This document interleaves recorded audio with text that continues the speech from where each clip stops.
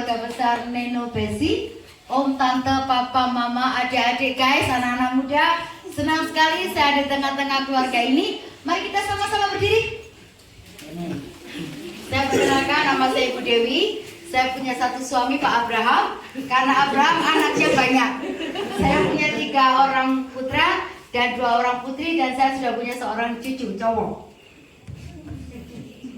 Semua buat tangan? Ayo dua. Mana Marina?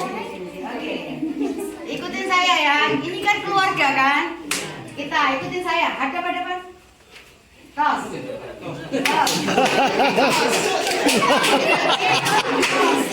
Kalau kita puji orang lain ganteng, masakannya enak pakai jempol ya. Katakan gini, kamu hebat. Kamu hebat. Kalau sudah tahu keluarga kita hebat, kita rekrut ya. Oke, kasih salaman. Aku membutuhkanmu. Aku membutuhkanmu. Amin. Mari kita bertumbuh dalam Tuhan. Oke. Bisa kok? Bisa. 3, 2, 1. Kamu hebat. Aku membutuhkanmu. Mari kita tumbuh dalam Tuhan. Bisa kok? Bisa.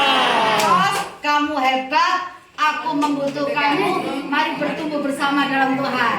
Bisa? Saya harapkan keluarga Neno Besi semuanya anak cucu mantu cici cecet. Kece ya, bertumbuh dalam Tuhan.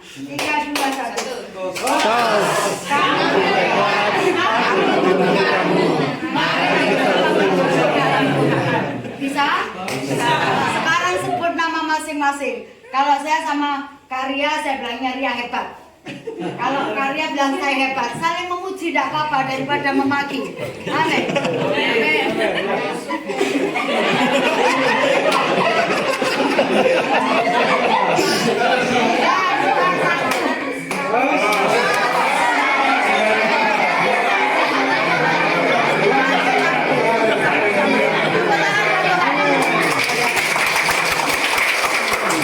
Masih berdiri, saya belum suruh duduk kok. Mari sama-sama buka 1 ayat sah. Sudah jadi orang Kupang kok. Yosua.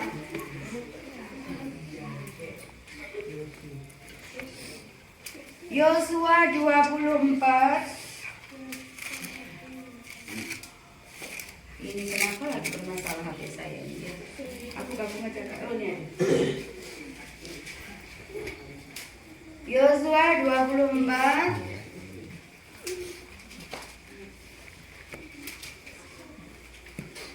Ayat yang ke-15. Yang sudah ketemu katakan amin. Yang masih mencari jujurlah aman. Amin, aman. Amin. Kita baca sampai telinga kita mendengar.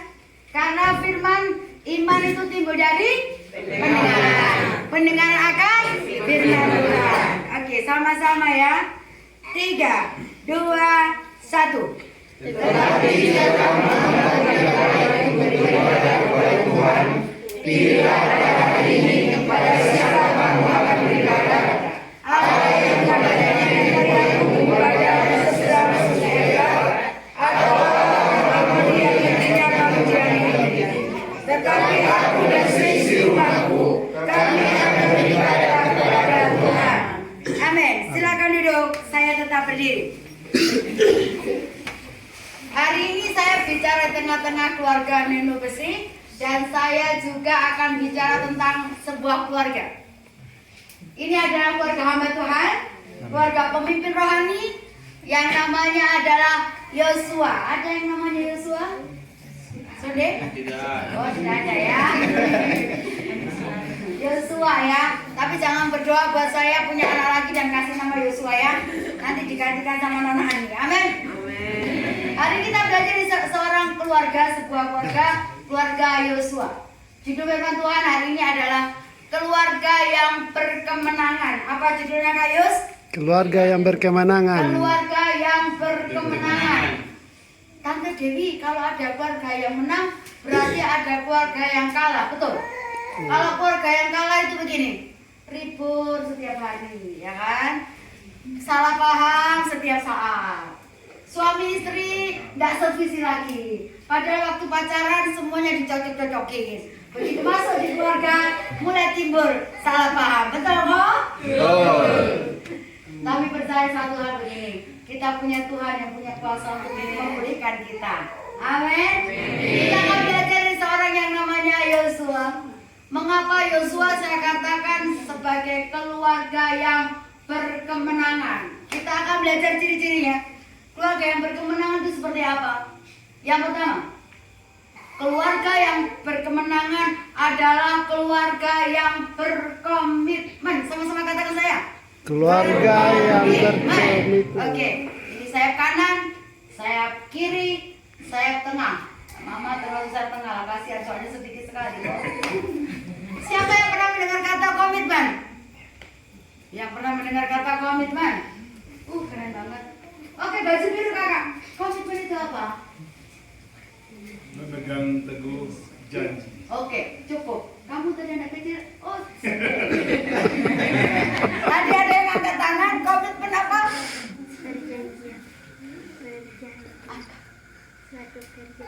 Komitmen apa? Saya tengah. Pernah dengar kata komitmen tadi yang angkat tangan? Janji, sama udah ada janji. Berpegang teguh pada janji. Iya, janji sudah. Selain janji? Prinsip. Luar biasa. Janji, prinsip, terus apa lagi? Keputusan. Ada lagi? Kita kan keluarga, toh saya sharing kok. Ternyata begini. Menurut Jos Barna, ahli teologi itu katakan begini. Yang namanya komitmen adalah kesepakatan atau janji dua belah pihak atau lebih dalam bentuk lisan atau tulisan yang suka tidak suka, mau tidak mau harus dilakukan. Dan kalau ada pelanggaran, ada konsekuensi atau hukuman yang diterima. Setuju dengan Jos Barna? Setuju. Siapa yang pernah berkomitmen? Angkat tangan. Yang pernah. Kalau nggak pernah komitmen, jangan angkat tangan. Nah, pernah komitmen apa saya? Kan saya cuma komitmen. Pernah komitmen apa kak? Saya. Pernah komitmen apa? Berkomitmen di hadapan hamba Tuhan untuk hidup semati dalam ikatan perkawinan. Tepuk tangan. Komitmen. Masalahnya begini loh. Dunia itu mengajarkan kita tidak komitmen. Kau yang berjanji, kau yang menghindari, kau yang mulai, kau yang mengakhiri. Betul tidak? Betul. Tapi kerajaan Allah setia sampai akhir. Tepuk tangan Bu Bapak yang percaya. Ada yang pernah komitmen lagi? Loh. Apa? Berjanji tidak mabuk lagi. Itu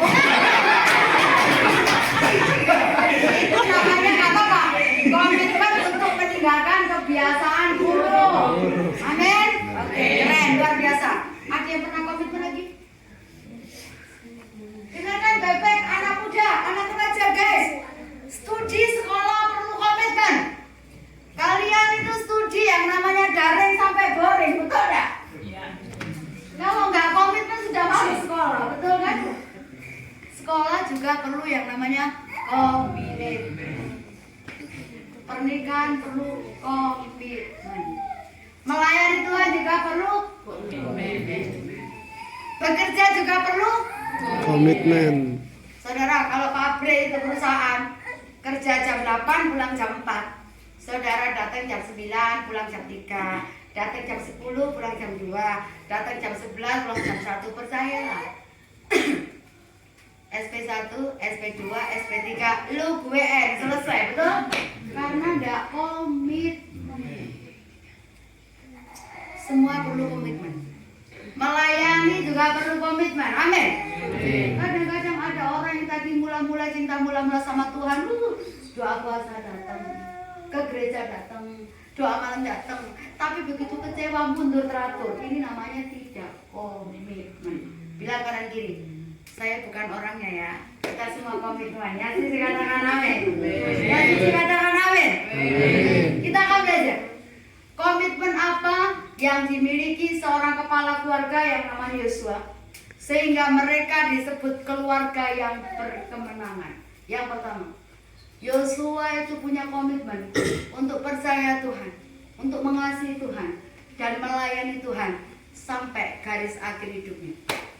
Ya, setuju katakan amin. Maafkan saya, sekarang ini peranan orang tua sangat penting mendidik tumbuh kembangnya anak.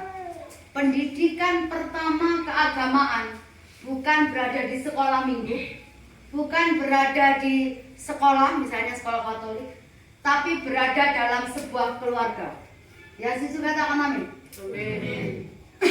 Peran-peran seorang bapak bukan mencari uang untuk keluarganya, tapi peran pertama sebagai imam yang harus membawa istri dan anak-anaknya untuk takut akan Tuhan. Yang setuju katakan amin. Saya mau tanya, yang di keluarganya ada mesbah pagi atau doa malam, angkat tangan. Oh, luar biasa. Keluarga luar biasa ya. Jadi kepala keluarga itu membawa istri dan anak-anaknya untuk baca firman Tuhan. Kalaupun tidak seorang pendeta, bukan pendeta, tidak apa-apa. Baca aja contohnya. Tanggal 1 Amsal 1, tanggal 2 Amsal 2, tanggal 3 Amsal 3, sampai 30 hari selesai. Nanti belajar Mazmur, kalau bukan pendeta tidak apa-apa. Atau ada panduan renungan harian. Kita bisa belajar. Paling tidak berikan asupan rohani untuk keluarga kita dari awal sebelum kita melakukan aktivitas sepanjang hari. Yang setuju katakan amin. Karena orang sekarang itu bingung loh. Diajak doa pagi katanya masih ngantuk, diajak doa malam katanya capek. Kapan doanya?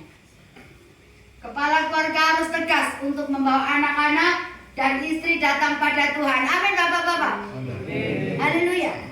Jangan lupa masih ngantuk, masih capek. Kalau ngikutin daging gak ada habisnya. Kita akan jadi orang yang males. Di kerajaan surga gak ada orang yang males. Haleluya. Pendidikan utama itu dalam sebuah keluarga. Percaya begini, menurut survei Papa Mama, anak kecil yang berusia 0 sampai 12 tahun, makanya saya bangga, saya menghormati yang bawa anak baby. Secara otak, secara analis mereka belum tahu, tapi rohnya tahu. Makanya saya menghormati ibu-ibu walaupun menyusui anak, gendong anak, datang beribadah, itu sedang memberikan asupan rohani untuk pertumbuhan rohaninya. Makanya saya nggak pernah menghalang-halangi anak kecil yang beribadah, kadang-kadang suka kakinya geser, lari sana, lari sini. Saya nggak apa-apa, karena mereka masih anak-anak. Percaya begini, satu saat kalau mereka memahami firman, mereka akan menjadi pribadi yang taat dan dengar-dengaran. Yang setuju katakan amin. Anak kalau mengalami menerima pendidikan rohani dari umur 12 sampai umur 17, 50% mereka rata-rata bisa meninggalkan Tuhan. Kenapa? Karena tidak tertarik. Usia 17 tahun ke atas, rata-rata 80% mereka bisa meninggalkan Tuhan. Saya sedang tertibkan cucu saya. Cucu saya itu kalau ada orang pegang HP, udah sibuk ke tantenya, ke omnya langsung ini. Belum, dia pinjam, belum, pinjam. Terus langsung begini, utup. Terus dia buka sendiri. Upin ipin. Tiba-tiba Roh Kudus tegur saya. Selama ini kan saya ikutin karena papa mamanya kerja. Setelah oke, saya bilang 30 minutes, oke, 30 menit, oke. Tapi tiap hari upin ipin. Roh Kudus tegur saya, ini ikatan. Mereka sedang siar secara halus. Saya nggak kurang akal saudara. Langsung saya ganti. Oke, Naya ya, please ya. Oke, saya ganti dengan Superbook. Sekarang cucu saya 2 tahun tahu dia. Daud. Tahu yang namanya Daniel. Tahu yang namanya Ruth. Tahu yang namanya Esther. Karena sejak dini saya sudah menanamkan takut akan Tuhan. Jangan sampai generasi kita sekarang ditanya, Habakuk itu apa? Aku nggak ngerti. Nahum itu apa? Embo. Hagai siapa? Nggak tahu. Sering banget. Tapi ketika ditanya, siapa pemeran Dilan? Siapa pemeran surat cinta untuk Starla? Yang lagi booming sekarang itu, KKN di desa penari itu apa? Tapi ketika ditanya firman Tuhan, nggak hafal sama sekali. Halo? Hari ini belajarnya, tanamkan takut akan Tuhan sejak usia dini. Saya rindukan begini, keluarga Neno Besi di tempat ini akan terus komitmen sampai anak, cucu, mantu, cece, cicit, sampai keturunan keberapa, tetap ibadah tidak akan pernah bubar. Tepuk tangan buat Tuhan.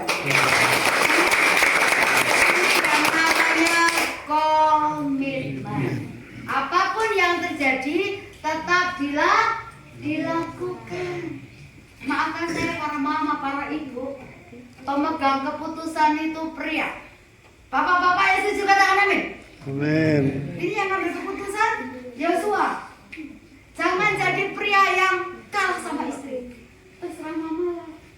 Suka-suka mama lah. Gimana baiknya mama, salah loh. Karena pria itu mengambil keputusan. Amin ibu-ibu. Amin. Jangan merampas otoritas suami. Amin. Haleluya. Kan Yesus sudah bilang, suami itu gak mau ribut, mau diem terserah mama. Betul tidak bapak-bapak? Betul.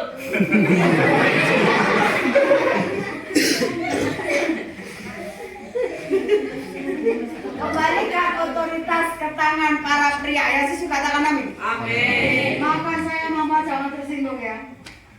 Tapi tidak semua wanita ya.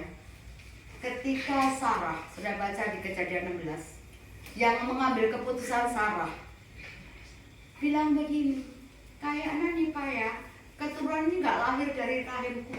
Itu tuh Hagar tuh pembantu kita, lebih segar tuh, pasti bisa menghasilkan keturunan. Lo saudara bahasa Jawa laki-laki, kemiri dicek-cek nggak ditarik nyetek, maksudnya begini. Pria itu kan agak genit-genitnya, nggak usah ditawar juga mereka mau, betul nggak? Kecuali pria-pria di tempat ini, yang sudah katakan amin. Oh, pria-pria di tempat ini setia ya. Haleluya. Apa yang terjadi? Kucing kok dikasih dendeng nggak dimakan? Oh, Abraham mikir. Oh iya ya, bener juga kata istriku ya. Kalau aku menghampiri Hagar, pasti hamil. Memang betul hamil. Tapi apa yang terjadi? Ketika Sarah juga melahirkan anak perjanjian, sampai hari ini keturunan Ismail sama keturunan Sarah jadi musuh bebuyutan, betul nggak? Keputusan yang salah, hati-hati ya. Bukan berarti ibu nggak boleh ngambil keputusan, boleh. Tapi tetap otoritas suami harus dihargai. Amin mama-mama. Amin. Amin bapak-bapak. Amin. Haleluya. Amin. Pengambil keputusan harus pria. Ketika Yosua katakan,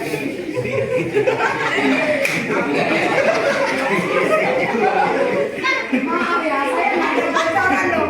Saya tadi nyampe di rumahnya Non Ani sama Kak Yus nggak ngomong apa-apa ya. Sudah, saya itu pokoknya saya kalau khotbah nih, terserah Roh Kudus taruh apa, taruh seperti apa. Percaya begini, ketika ada teguran, percaya Tuhan sedang memulihkan rumah tangga saudara. Haleluya. Pria pemegang otoritas, istri penolong, bukan perongrong ya sih sudah katakan. Oh, haleluya. Saya rindukan begini, istri-istri yang berdiri menopang dan menolong kelemahan suami untuk tetap berdiri benar. Yang setuju katakan amin. Saya ini sedih loh mama. Saya akan misi beberapa gereja loh, dari gereja Protestan sampai gereja HKBP sampai gereja Katolik. Saya pernah isi Katolik. Seorang ibu saya tanya gini, ibu, saya kok setiap ke gereja sini nggak pernah lihat bapak. Pikir saya suaminya meninggal kok. Bapak di mana? Saya tanya baik-baik. Tiba-tiba jawabannya saudara bikin saya kaget. Tahu Pak Pendeta Dewi, suami saya itu sampai ayam tumbuh gigi nggak akan tobat-tobat. Ini saya kaget juga. Ayam juga nggak ada gigi. Saya kaget. Kenapa begitu? Saya sudah capek, udah berdoa untuk suami, udah puasa untuk suami, tapi dasar suamiku itu beban keras kepala, nggak akan tobat-tobat Bu Dewi. Saya bilang, Ibu, kata-kata kita sebagai wanita, sebagai istri harus kata-kata berkat. Harusnya bilang begini, iya Bu Dewi mungkin sekarang belum ya, tapi aku percaya suami saya tobat, bisa ke gereja. Amin. Perkataan kita itu doa kita, yang susu katakan amin. Ini seandainya Non Ani nih kecewa putus asa, mabuk lagi udah capek, pulangkan saja. Atau ayah, aku betul ya. Tapi komitmen yang membuat kita bertahan, bertahan Tuhan. Oke, haleluya. Jadi kalau hari ini ada kelemahan pasangan kita, itu cara Tuhan untuk terus memperlengkapi. Kita menikah dengan pasangan yang tidak sempurna, tapi kita bisa mencintai dia dengan cara yang sempurna. Itu saya katakan amin. Saya menikah sudah ke 33 tahun ini, 3 tahun kemarin pernikahan kami ke-32, kami ke Medan, ke Samosir, kami bulan madu. Sebelum kami bulan madu, adik-adik rohani saya kasih pesta kebun kecil-kecilan. Saya disuruh nyanyi, saya bingung nyanyi apa. Pendeta kan biasanya udah lagu Alkitabiah kok, jarang lagu dunia, walaupun kadang-kadang suka western juga. Terus ayo Kak Dewi nyanyi, Kak Dewi. Saya bingung nyanyi, ya sudah saya nyanyi. Aku cuma orangnya ya. Oke, enggak apa-apa, ya udah saya nyanyi. Makin aku cinta jadi kamu yang mampu merubah rasa keangkuhanku, mengerti, memahami cinta. Saya itu Samuel, suami saya pendiam, walaupun ramah dia pendiam. Saya itu orangnya heboh, suami saya tenang. Kalau bukan karena cinta yang persatukan kami bisa ribut besar, betul tidak? Karena suami istri itu berbeda. Suami pakai pikiran, istri pakai perasaan. Lihat kalau ribut bapak-bapak ya, istri kan begini, perasaanku papa nggak sayang sama aku, terlalu fair, kan nggak kira-kira sedikit merasa bersalah, betul nggak? Tapi banyak pria-pria juga kadang-kadang bingung menghadapi wanita. Sampai katakan begini, seorang bapak itu katakan gini, semua yang kulakukan salah di matamu. Karena istri maunya ngatur, maunya dominan, pakai baju aja nggak cocok langsung. Pak nggak matching jangan pakai itu. Tapi aku suka ini baju kesukaanku, cuma gara-gara baju bisa ribut, betul nggak? Betul. Oh ada pengalaman loh. Tapi percaya beginilah, komitmen membuat kita bisa bertahan. Ya segera tangan. Yang tadinya suka mabuk, stop mabuk. Yang tadinya suka judi ayam, stop judi ayam. Jangan judi ayam, stop jadi judi online. Ini nggak bertobat. Ayo. Hari ini belajar, perhatikan keluarga kita ya. Amin. Perhatikan anak-anak kita. Saya ini ada di sini, saya kontrol anak saya. Semua saya kasih tanya laporan. Doa pagi, tadi dapat terima apa dari Tuhan? Baca Alkitab apa? Nomor 1, nomor 2, nomor 3, nomor 5 aman. Mesti ada laporan. Mazmur, Amsal, Yesaya semua ada laporan. Ya nomor 4 itu namanya Nathan, si koko Nathan itu. Kok sudah doa kok? Sudah. Sudah baca Alkitab? Sudah. Dari mana? Oh, Kejadian 1. Tentang apa? Penciptaan manusia. Oh, tenang saya. Besok tak tanya, kok sudah doa? Baca firman sudah. Dari mana? Kejadian 2. Tentang apa? Lanjutan kemarin apa juga? Oh. Besok saya tanya lagi. Kok sudah doa? Oh, aman lah, beres. Nah, udah baca Alkitab sudah. Dari mana? Kejadian 3. Tentang apa? Manusia jatuh ke dalam dosa. Oh, anakku. Besok tak baca lagi. Kok udah doa? Sudah dong, Ma. Sudah baca Alkitab? Sudah. Dari mana? Kamu gak baca Alkitab itu. Soalnya Kejadian 4 itu tentang Kain dan Habil katanya. Susah jadi anak pendeta, gak bisa dibohongi. Kita belajar untuk perhatikan rohani anak-anak kita. Yang setuju katakan amin. Paling tepat itu gini, sebelum tidur itu kita relasi. Kita orang tua kan gak jauh dari kesalahan. Kita orang tua bisa salah juga loh. Betul gak? Harus siap untuk mengaku salah kalau salah. Bapak jangan gengsi ketika salah aku di hadapan anak. Supaya setiap kali terjadi yang namanya rekonsiliasi. Maafkan saya, sekarang banyak anak-anak terluka dari kata-kata orang tuanya, dari sikap orang tuanya. Betul tidak? Mana suara anak-anak? Betul. Benar, saya takut dipukul ya Pak. Karena begini loh Bapak Mama, mendidik anak zaman sekarang, zaman now, sama zaman dulu itu beda, nggak bisa sama. Kalau zaman dulu nih sayang, orang tua gini, kamu nggak boleh begini, nggak boleh begitu, jangan ini, jangan itu, mata melotot, kaca pinggang, anak ketakutan, betul?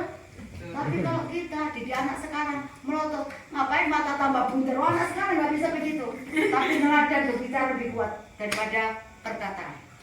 Yang sesuka tangan. Kalau bapaknya takut akan Tuhan, dipastikan benih takut akan Tuhan itu turun. Saya buktikan, Kejadian 12 ayat 8. Abraham itu takut akan Tuhan. Kemanapun Abraham pergi, Abraham membangun mesbah. Kejadian 2 ayat 25. Kemanapun Ishak pergi, Ishak membangun mesbah. Bapaknya berdoa, anaknya berdoa. Bapaknya baca firman Tuhan, anaknya baca firman Tuhan. Bapaknya mabuk, anaknya mabuk. Betul? Halo? Yang pernah mabuk pasti lihat orang tuanya berbuat seperti itu. Betul tidak? Kan ini. Hati hati-hati ya, saya bicara tentang keluarga. Ada 3 benih yang kita turunkan. Amsal 13 ayat 22 catat begini. Orang baik meninggalkan warisan buat anak cucunya.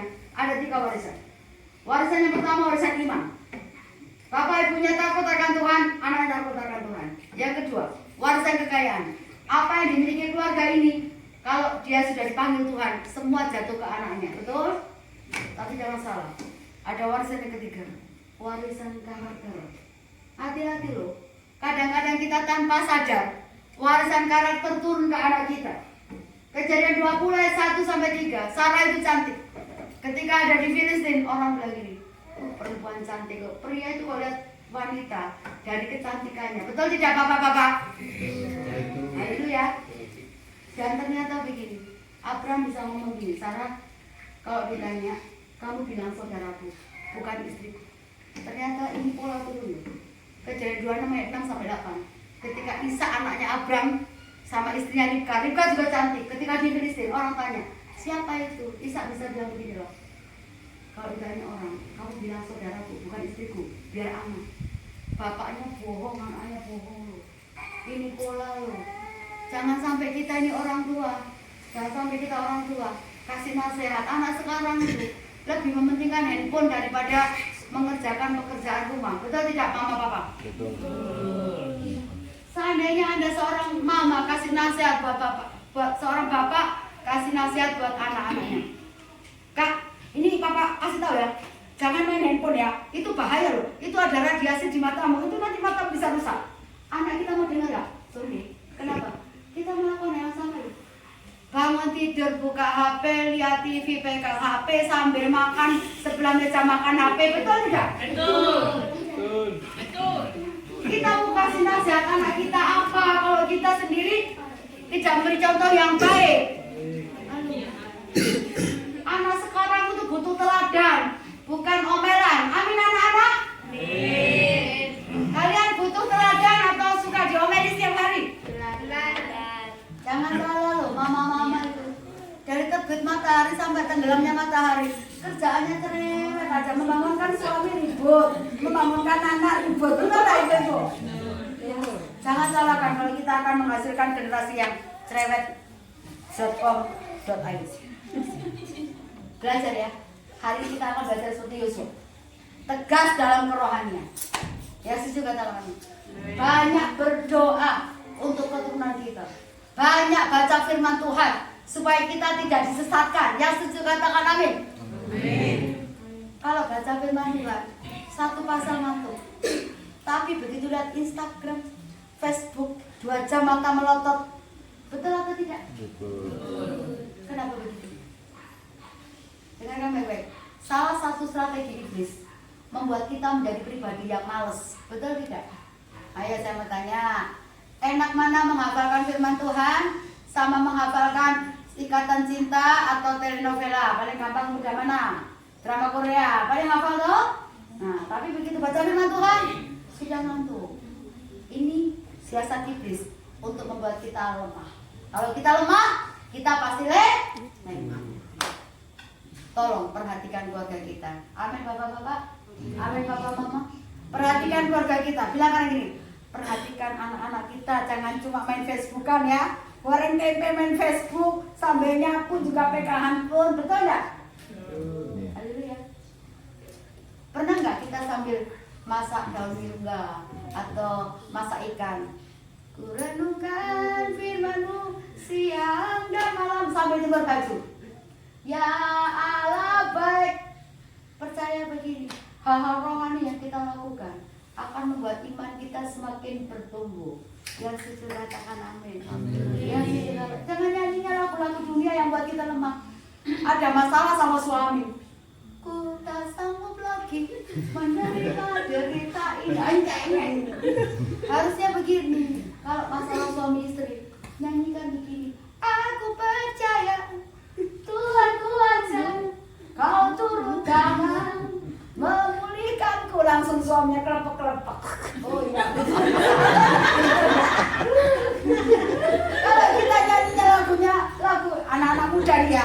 Kalau putus cinta itu nyanyinya gini. Aku terjatuh dan tak bisa bangkit lagi nyusel.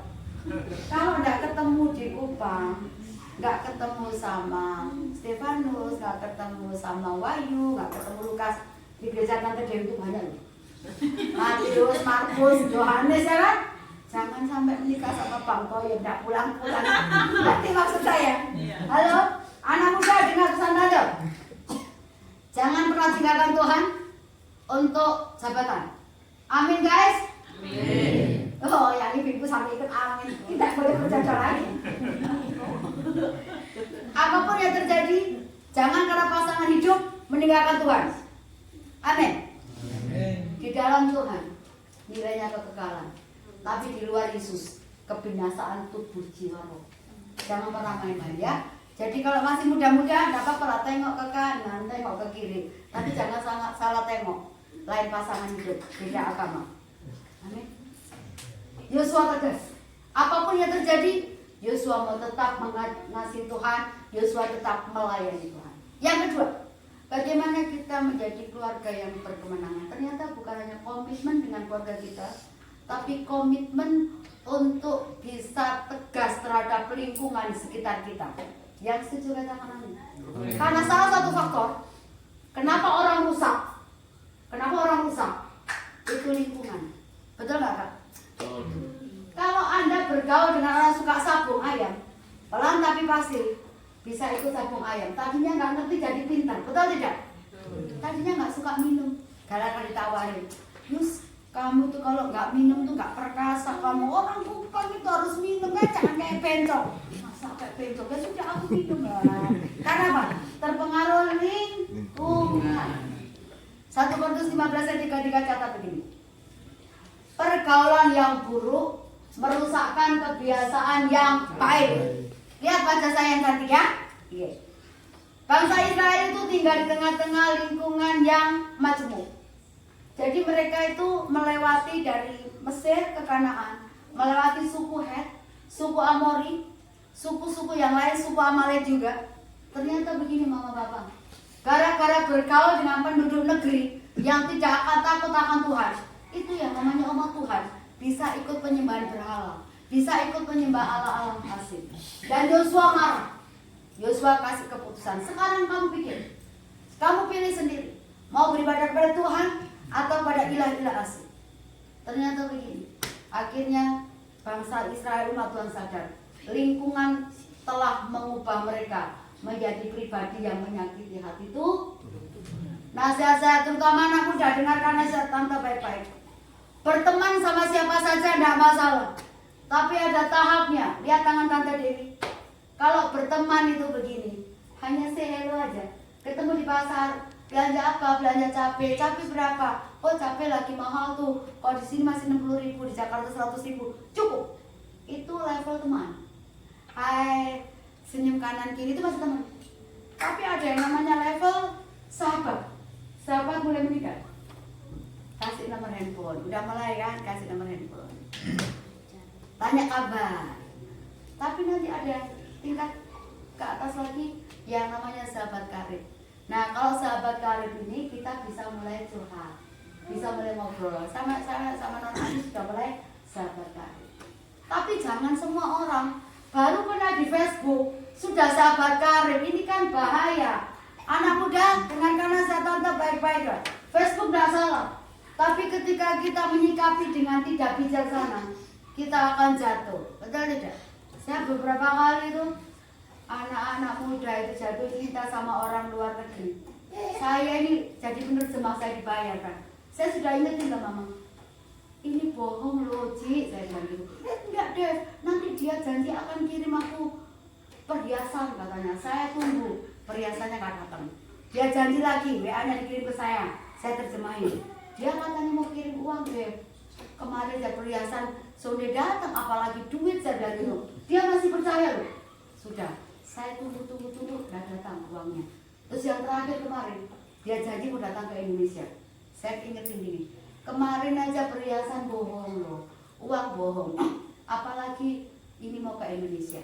Dev, antar aku ya ke bandara ya, nanti kamu tak bayar. Saya bukan masalah dibayar, saya ada pelayanan, saya nggak mau kalau pelayan ditakutin. Ya sudah, akhirnya pergilah dia ke bandara. Katanya pesawatnya jam 11 ya. Dia datang dengan dandan cantik jam 10 pagi sudah sampai di bandara.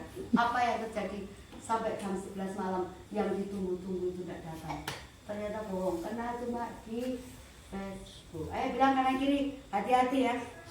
Hati-hati. Percaya, berdoalah, Roh Kudus adalah guru yang terbaik. Dia akan kasih hikmat, mana orang benar, mana orang yang tidak benar. Karena firman Tuhan catat ini. Mazmur 25 ayat 14. Orang yang dekat dengan Tuhan, perjanjiannya diberitahukan kepada mereka. Jadi kalau kita banyak berdoa, banyak firman Tuhan, ketika kita mengalami masalah, Tuhan bela dan tolong kita. Amin. Amin. Masih boleh yang terakhir? Boleh. Takut ya kepanjangan saya kalau tahu lama. Bisa lihat tangan saya? Oke ya. Tangan kiri saya ini keluarga Mac. Tangan saya keluarga Pendeta Edward. Pendeta Edward ini punya anak 5 orang. Diajari takut akan Tuhan sejak kecil, mengasihi Tuhan, bahkan melayani Tuhan. Doa pagi tidak pernah terlambat, mendidik anak-anaknya ke nilai-nilai yang rohani. Setelah diadakan survei mama papa, 30 tahun kemudian ditemukan keturunan Pendeta Edward.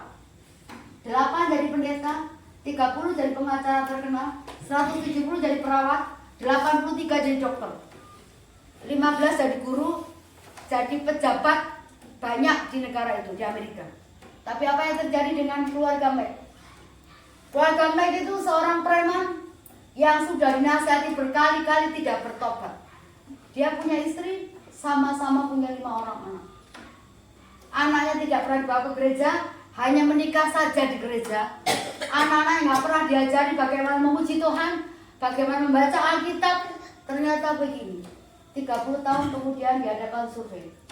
Anaknya Mac, 220 jadi pelacur, 150 jadi preman. Semua keturunannya rusak, hamil di luar nikah, aborsi, bikin susah negara Amerika, dan masuk penjara berkali-kali. Ternyata kita bisa lihat garis keturunan. Orang benar akan melipat berkat Tuhan. Orang yang gak benar mengalami yang namanya hukuman Tuhan. Hati-hati jaga keluarga kita, karena apa yang kita tabur hari ini kita akan tuai kelak. Apa yang kita lakukan hari ini akan kita terima kelak. Apa yang kita ucapkan hari ini, ucapan yang positif akan membawa kita kepada kebangkitan. Ucapan yang negatif akan membawa kita kepada kehancuran. Nasihat saya, mama, maafkan saya. Semarah apapun mama sama anak ketika anak nakal, tetap ucapan kata berkat, bukan kata kutuk. Amin, mama. Pernah ada minta ampun sama Tuhan, karena hanya Tuhan yang sanggup memulihkan. Hari ini bapak-bapak, ibu-ibu, mama di tempat ini belajar berikan kata-kata berkat untuk anak kita. Mungkin masih nakal, percaya begini, satu saat anakku, namanya mungkin David, namanya mungkin Teresia, namanya mungkin Claudia, anakku menjadi anak yang hebat, anak yang luar biasa lewat keluarga kita. Nama Tuhan dipermuliakan. Saya selesai, tepuk tangan yang terbaik untuk Tuhan.